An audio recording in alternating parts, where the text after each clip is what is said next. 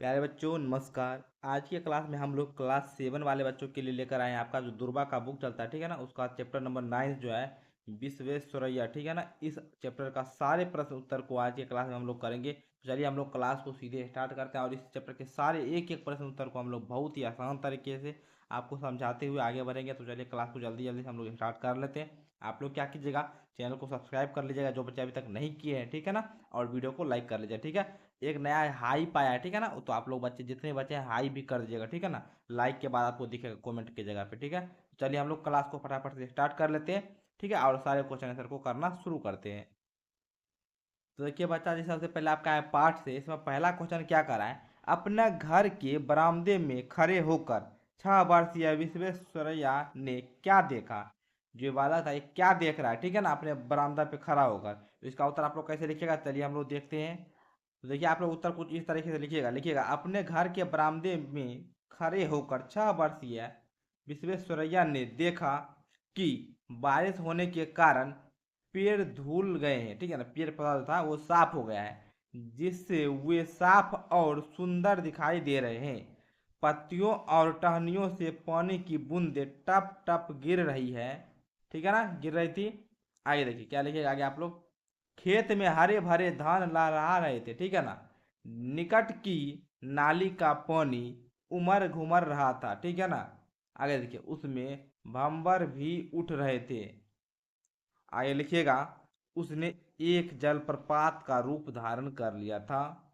उसमें इतनी शक्ति थी कि वह एक बहुत ही बड़े पत्थर को अपने साथ बहा कर ले जा रहा था। मतलब जो पानी था वैसा रूप धारण कर लेता कि अपने बड़ा पत्थर को भी अपने साथ बहा के लेते जा रहा था, ठीक है ना। उसने हवा और सूर्य की असीम शक्ति को भी देखा, ठीक है ना। कौन, विश्वेश्वरैया, जो अपने बरामदे पे खड़ा होकर देख रहा था, ठीक है ना। क्या क्या देखा वही हम बता रहे हैं, ठीक है। उसने थोड़ी दूर पर निर्भीकता से मूसलाधार बारिश में खड़े एक आकृति को देखा जो कि कमजोर और भूखी लग रही थी। उसके बच्चे स्कूल नहीं जाते थे। यह सब कहाँ से थे हम लोग।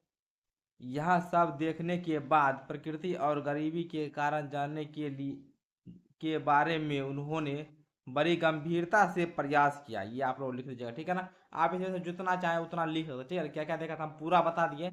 आप कुछ कम चीज के बारे में भी लिख के छोड़ सकते हैं, ठीक है ना। ऐसे पूरा लिखिएगा बहुत ही शानदार सा। चलिए हम लोग आगे देखते हैं। देखिए अगला प्रश्न क्या है, तुम्हें विश्वेश्वरैया की कौन सी बात सबसे अच्छी लगी और क्यों। कौन सा बात आपको अच्छा लगा और क्यों, उसका कारण भी बताना है। तो चलिए उसका उत्तर देखते हैं हम लोग।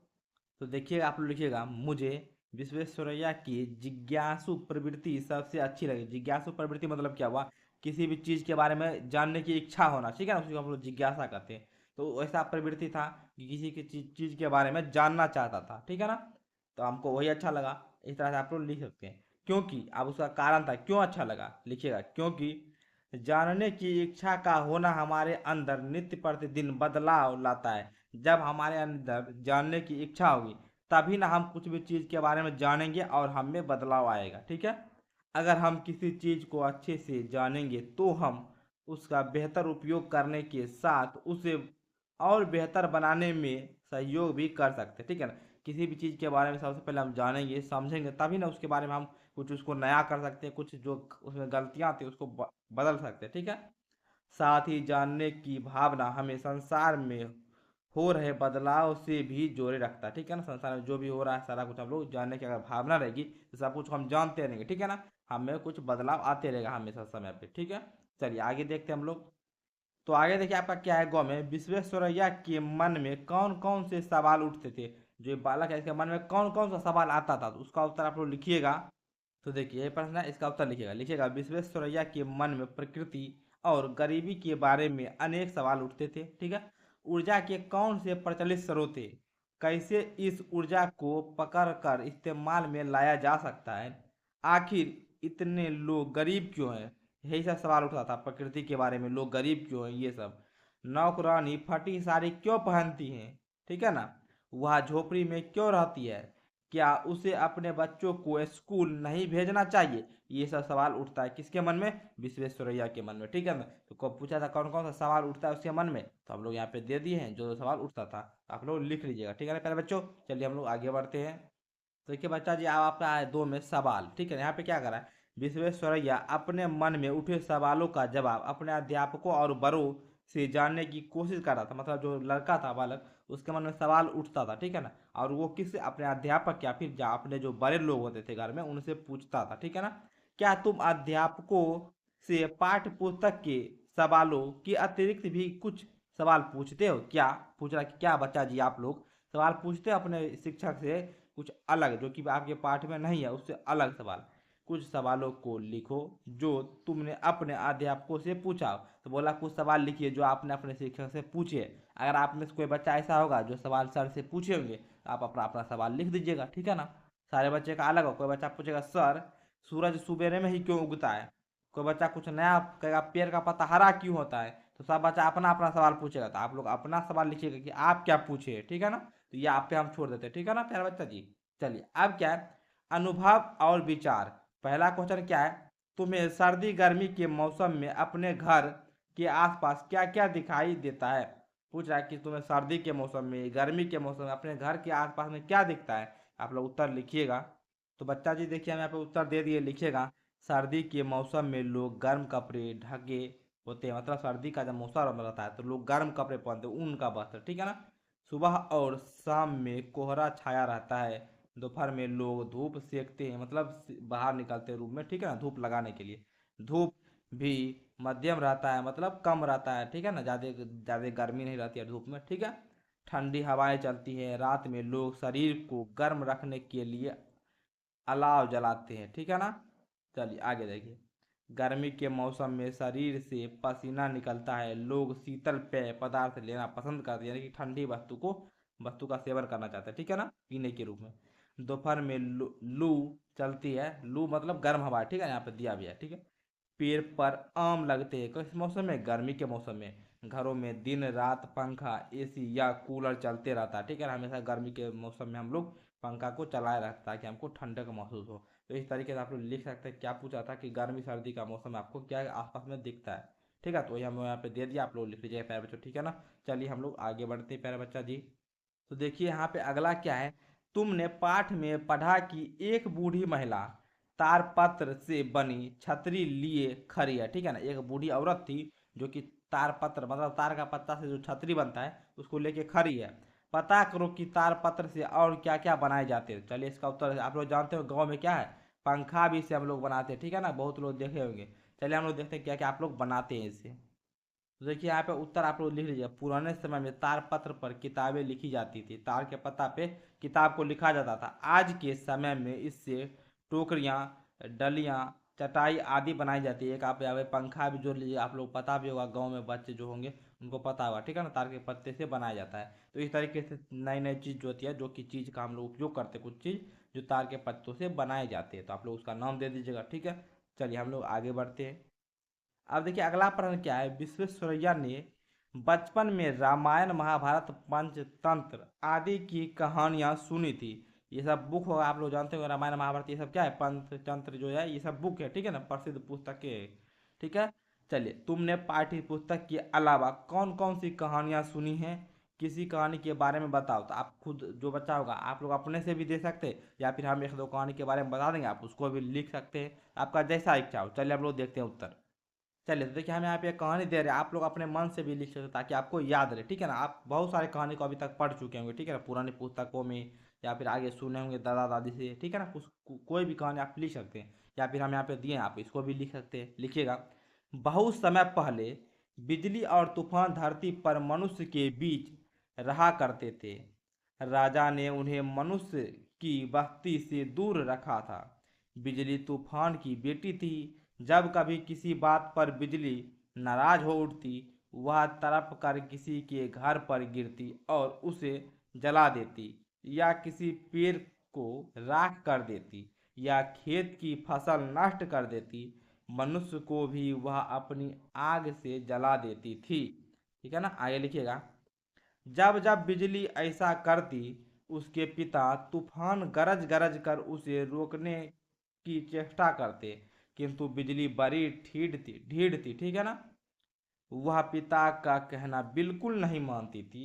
यहाँ तक कि तूफान का लगातार गरजना मनुष्य के लिए सिर दर्द हो उठता, ठीक है ना, हो उठता था, मतलब सिर में दर्द करना, इतना बार बार बताता था। तूफान चलता था, सिर में दर्द आता था, किसके, मनुष्य के। उसने जाकर राजा से इसकी शिकायत की, ठीक है ना। राजा को उसी शिकायत उसको राजा को उसकी शिकायत वाजिब लगी, ठीक है ना, मतलब वाजिब मतलब सही लगा, ठीक है ना। आगे लिखेगा, उन्होंने तूफान और उसकी बेटी बिजली को तुरंत शहर छोड़ देने की आज्ञा दी और बहुत दूर जंगलों में जाकर रहने को कहा। किंतु इससे भी समस्या का समाधान नहीं हो पाया। बिजली जब नाराज होती, जंगल के पेड़ जला डालती, कभी कभी पास के खेतों का भी नुकसान कर डालती। मनुष्य को यह भी सहन ना हुआ, मतलब मनुष्य जो था उसको यह भी सहन नहीं हुआ, क्योंकि नुकसान तो हो रहा है ना भाई। उसे फिर राजा मतलब उसने राजा से जाकर फिर से शिकायत कर दिया, ठीक है ना, बिजली के बारे में। देखिए, राजा बेहद नाराज हो गया, मतलब राजा जो है बहुत नाराज हो उठे, ठीक है ना। उसने तूफान और बिजली को धरती से निकाल दिया और उन्हें आकाश में रहने की आज्ञा दी, जहां से वे मनुष्य का उतना नुकसान नहीं कर सकते थे जितना कि धरती पर रहकर करते थे, ठीक है ना। क्रोध का फल बुरा होता है, ठीक है ना। इस तरीके से आप लोग लिख सकते हैं ना। हम अपने मन से कहानी दे दिए, ठीक है ना। आप लोग अपने मन से भी अपने अनुसार कोई कहानी आप लोग अपने से खुद से लिख सकते हैं, ठीक है ना। चलिए हम लोग आगे देखते हैं क्या सवाल है आपका। तो आगे देखिए अब क्या है, तुम्हारे मन में भी अनेक सवाल उठे होंगे जिनके जवाब तुम्हें नहीं मिले, मतलब कह रहा है कि बच्चा आपके मन में कई सवाल आए होंगे, ठीक है ना, लेकिन उसका जवाब आपको नहीं मिला होगा। ऐसे ही कुछ सवाल की सूची बनाओ, मतलब वैसा सवाल का सूची बनाना है कि आपके मन में उठा लेकिन उसका जवाब आपको नहीं मिले। चलिए हम लोग देखते हैं, आप अपने मन से भी आप दे सकते हैं कि आपके मन में क्या क्या सवाल उठा था, या फिर हम जो दे रहे हैं आप लोग उसको लिख लीजिए। तो बच्चा जैसा कि हम आपको बताएं कि छात्र अनुसार मतलब खुद से करेंगे, छात्र जो भी हैं, मतलब आपके मन में कैसा सवाल आया, लेकिन हम उदाहरण के लिए आपको समझाने के लिए कुछ सवाल दे रहे हैं, जैसे कि पौधे धरती पर ही क्यों उगते हैं। अगर ये पौधा जो है ये धरती पर ही क्यों होता है, आसमान में भी हो सकता था, बीच में भी हो सकता था, कहीं भी हो सकता था, कि धरती पर क्यों होता है, मतलब ऐसा सवाल आपके मन में उठना चाहिए, मतलब इस तरह से कुछ सवाल आप सोचिए। अंतरिक्ष में सांस कब ले सकेंगे, स्कूल में वर्दी क्यों होती है, मतलब स्कूल में वर्दी ही क्यों होता है, ऐसा ऐसा कोई सवाल होता है ना, मतलब कि अलग तरह का सवाल, तो वही आपको लिखना है, ठीक है। हम उदाहरण के लिए आपको यहाँ पे दे दिया, आप इसको भी लिख सकते हैं, या फिर कुछ बच्चे होंगे जो आप कहेंगे सर हम तो ये लिखेंगे, तो आप वो भी लिख सकते हैं, ठीक है ना। चलिए हम आगे बढ़ते हैं। अब देखिए आगे क्या है, तुम्हारे विचार से गरीबी के क्या कारण है, मतलब बोल रहा है कि बच्चा जी आपके विचार में ना गरीबी का क्या क्या कारण हो सकता था। तो चलिए हम लोग इसको देखते हैं। देखिए आप लोग क्या लिखिएगा, लिखिएगा अशिक्षा गरीबी का मुख्य कारण है, यानी कि जो लोग शिक्षित नहीं हैं, गरीबी का मुख्य कारण है अशिक्षा, ठीक है ना। लोग अशिक्षित होने की वजह से लोगों को ढंग की नौकरी नहीं मिलती, जिससे उनकी आमदनी कम रहती है, उनका जीवन स्तर निम्न रहता है और वे अपनी ज़रूरतों को पूरा नहीं कर पाते, ठीक है ना। तो मुख्य रूप से क्या है, अशिक्षा ही गरीबी का कारण है, आप लोग इतना लिख दीजिएगा ना, बहुत ही शानदार से। चलिए हम लोग आगे बढ़ते हैं। अब देखिए आगे क्या है, वाक्य बनाओ। चार में क्या कह रहा है आपको, वाक्य बनाने के लिए लिखा है नीचे पाठ में से चुनकर कुछ शब्द दिए गए हैं, यहाँ पे कुछ शब्द जो कि पाठ से लिया गया है, ठीक है ना। तुम इनका प्रयोग अपने ढंग के वाक्य बनाने में करो। तो इससे आपको वाक्य बनाना है, तो चलिए कैसे आप लोग वाक्य बनाइएगा हम लोग सारा एक एक करके बताते हैं, ठीक है ना। पहला क्या था, हरे भरे, था आप लोग क्या लिखिएगा, सड़क पर दोनों तरफ हरे भरे पेड़ लगे हैं, ये पहला वाक्य हो गया। आगे है उमर घुमर, तो आसमान में बादल उमर घुमर कर आए। एक दूसरे, तो लिखिएगा वे एक दूसरे का साथ हमेशा देते हैं, ठीक है ना। आगे देखिए धीरे धीरे, मैं और धीरे धीरे नहीं चल सकता, ये वाक्य हो गया। टप टप, बारिश होने से टप टप की आवाज़ आती है, ठीक है ना। आगे देखिए फटी पुरानी, तो मोहन की किताबें फटी पुरानी हैं, ठीक है ना। चलिए हो गया ना सारा, यही था, तो इसका हम वाक्य बना दिए हैं। अब अगले सवाल की ओर चलते हैं, क्या है, इन वाक्यों को पढ़ो और उन्हें प्रश्नवाचक वाक्यों में बदलो। तो यहाँ पे देखिए क्या क्या वाक्य है, उसको प्रश्नवाचक मतलब प्रश्न पूछने जैसा बनाना है। जैसे कि मेरा नाम राम है, इसको कैसे बनाइएगा, तो मेरा नाम क्या है, ठीक है ना। जैसे तुम्हारा नाम सीता है, तुम्हारा नाम क्या है, ये हो गया प्रश्नवाचक। उसी तरह से देखिए पहला वाक्य क्या है, ज्ञान असीमित है, लिखिएगा क्या ज्ञान असीमित है, ये क्वेश्चन हो गया ना। आगे देखिए, आकाश में अंधेरा छाया हुआ था, क्या आकाश में अंधेरा छाया हुआ था, ये हो गया क्वेश्चन आपका। आगे देखिए, गड्ढे और नालियां पानी से भर गई, क्या गड्ढे और नालियां पानी से भर गई, ये क्वेश्चन हो गया ना। आगे देखिए, उसने एक जलप्रपात का रूप धारण कर लिया, लिखिएगा क्वेश्चन में, क्या उसने एक जलप्रपात का रूप धारण कर लिया, ये क्वेश्चन हो गया ना। इसको पढ़ने का तरीका भी अलग होता है, ठीक है ना। चलिए, राष्ट्रीयता की चिंगारी जल उठी थी, लिखिएगा क्या राष्ट्रीयता की चिंगारी जल उठी थी, ये क्वेश्चन हो गया ना। आगे देखिए, मैं काफी धन कमा लूंगा, तो उसका बनाइएगा क्या मैं काफी धन कमा लूंगा। इस तरीके से आप लोग क्वेश्चन को बना सकते हैं, ठीक है ना। तो बच्चा जी देखिए, यही आपका लास्ट सवाल था जिसको हमने कर दिया। आशा करता आपको बहुत ही अच्छा वीडियो लगा होगा, बहुत ही अच्छे से आपको सारा प्रश्न एक एक करके हमने अच्छे से समझाने का प्रयास किया। आशा करता आपको भी समझ में आया होगा। चलिए हम लोग अगले क्लास में मिलते हैं, तब तक के लिए आप अपनी पढ़ाई को अच्छे तरीके से करते रहे। एक बात मैं बताना चाहूँगा, डिस्क्रिप्शन बॉक्स में आपको क्या दिखेगा, माई ऐप, ठीक है ना, मेरा एप्लीकेशन का लिंक दिखेगा, आप लोग जाके उसको डाउनलोड कीजिएगा। वहाँ से आप लोग पूरे अध्याय को अच्छे तरीके से पढ़ सकते हैं, सारा बुक आपको पढ़ाया जाएगा, वो भी बहुत ही कम फीस में। ठीक है, तो आप लोग जाके एप्लीकेशन को डाउनलोड कीजिए और बैच को परचेज कीजिए और अच्छे से अपनी पढ़ाई को कीजिए। चलिए हम लोग मिलते हैं अगले क्लास में, तब तक के लिए आप अपनी पढ़ाई को बहुत ही अच्छे से करते रहिए। धन्यवाद।